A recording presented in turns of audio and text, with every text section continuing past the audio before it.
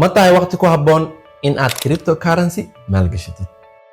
Inta badan waxaa dhacdo in aan ku aragno newsiska ama social mediaha Bitcoin oo dhaqaaq xoogan sameysay joogtana all time high-geeda ama meel u dhow, dadkuna ay hadal hayaan. Marka waxaa dhacda in dad badan ay crypto ku soo biiraan, coinan badan ay maalgashtaan. Haddaba waqtigaa sax miya inaad maalgashato? Waqtiye ayaa habboon in aad investment sameyso?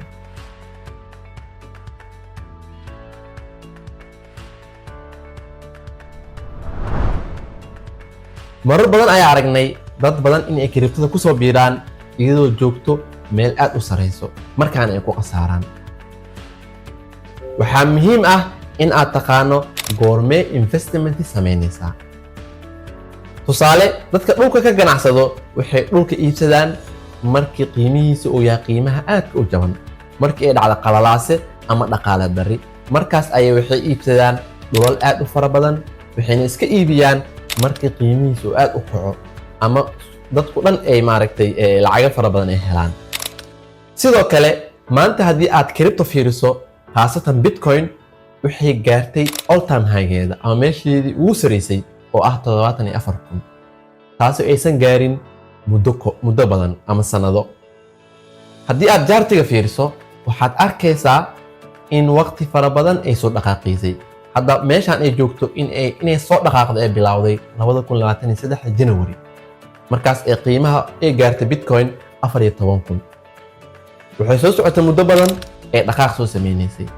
si la mid ah haddaad jaartiga dib u fiiriso, sanadii 2021 Bitcoin ayaa gaartay meeshii ugu sareysay oo ah 69,000, iyadoo ka soo dhaqaaqday qiime aad u jaban oo 3,000 ah, waxayna soo dhaqaaqaysay muddo sanad ah.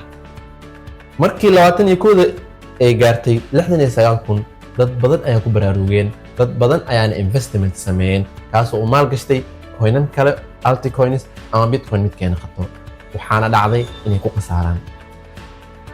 haddii aad dib u sii raacdo 2017, Bitcoin ayaa gaartay all time high-geedii markaa oo ahaa 19,000, iyadoo meel qiime aad u jaban kasoo dhaqaaqday oo ah $100 ama wax ka yar $1,000. mar walbo marka cryptoda ama especially Bitcoin ee dhaqaaq badan sameyso, waxay qaadataa hal sano kale inay qiime aad u badan soo jirto. laakiin ogow, mar walbo meesha ugu sareysa la gaaro, waxaa dhacda in aan si aan caadi ahayn loo dhaco. haddaba maxaa kuu tala ah?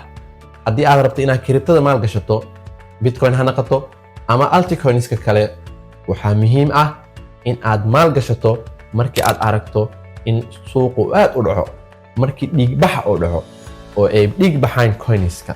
markaas ayaa laga rabaa in aad boorsadaada ka soo buuxsatid coins badan inaad gadato adoo ku helaya qiime aad u jaban.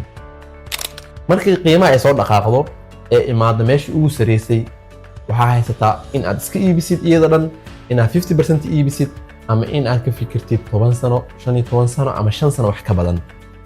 marka waa muhiim in aad iska fiirisaa halkee ayaa ka gelaysaa coinkan aad iibsanaysid. ha iska gadanin, hana ka dhagaysanin markii dadka dhan ay ku soo baraarugaan, markii uu dhahay coinkan intaan ayuu gaaray. ma fiicno in aad gashato ama maal gashato coinanka iyadoo wax badan dadka ay ka soo faa'iideen, ayna u badan tahay tareenkan waqtiga oo dhici lahaa inay tahay.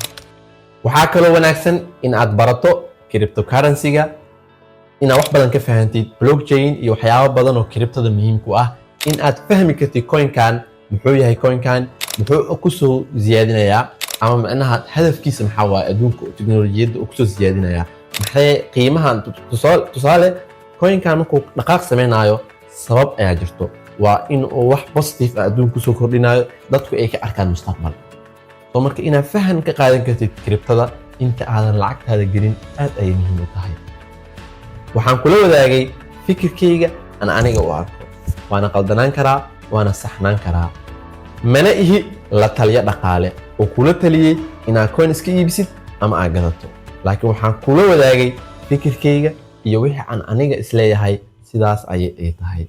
asalaamu calaykum waraxmatullaahi tacaala wabarakaatuh.